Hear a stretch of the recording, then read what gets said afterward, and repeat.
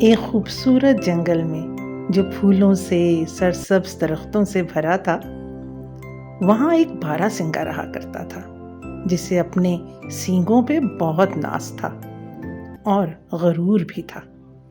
ایک روز وہ کھانے کی تلاش میں صبح صبح نکلا۔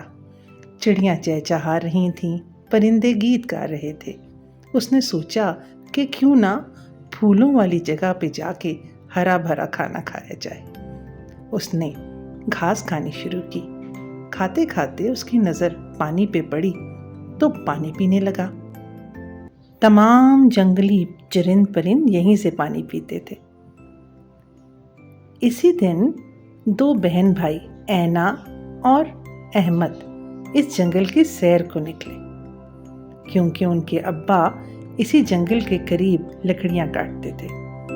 اینا اور احمد کو شروع سے ہی جنگل دیکھنے کا بہت شوق تھا۔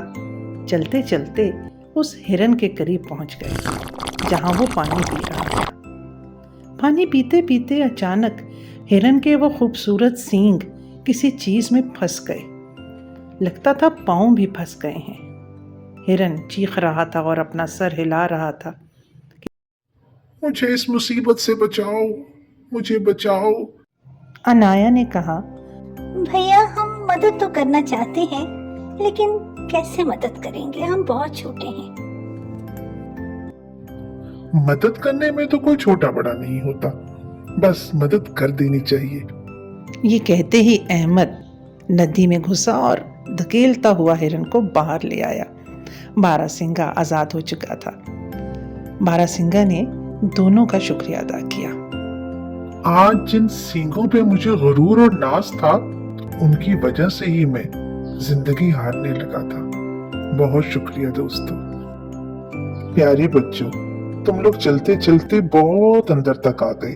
یہ جگہ تو جادوئی جنگل کا حصہ ہے اور میں یہاں کا شہزادہ ہوں۔ تمہیں جب بھی ضرورت ہوگی یہاں آ کے مجھے پکار لینا، اور جب بھی کوئی کام ہوگا تو مجھے بتا دینا۔ تمہارا یہ دوست تمہاری ہر ممکن مدد کرے گا۔ اب جلدی سے یہاں سے باہر نکل جاؤ۔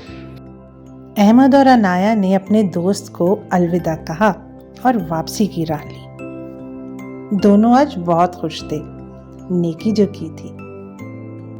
انایا بھی اب جان گئی تھی کہ کسی کو دینے والی مدد چھوٹی ہو یا بڑی، دوسرے کے لیے بہت اہمیت رکھتی ہے۔